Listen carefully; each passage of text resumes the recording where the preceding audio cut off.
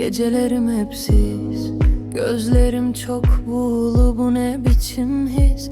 Baksanız etrafım çok temiz ama hepsinin içi pis. Gecelerim uykuda, kalk artık, bu nasıl bir rüya? Takmışlar beni oltaya, almışım ben güya. Şöminede yanan ateş yak, kafamdaki kötü anıları. Hey sen, ateşin dumanı, ver bana ruhumdan geri kalanları.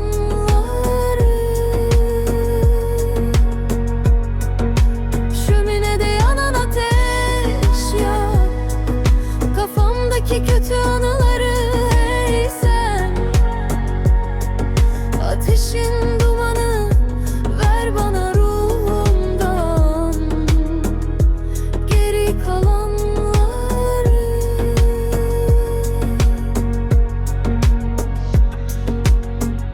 Bulutlar bana yoldaş, yıldızlar olsun sırdaş.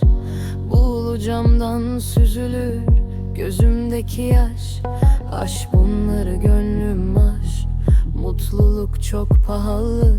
Boşuna akıtma gözümden yaş, hevesimiz kursağımızda kalmaya kararlı. Şöminede yanan ateş, kafamdaki kötü anıları. Hey sen, ateşin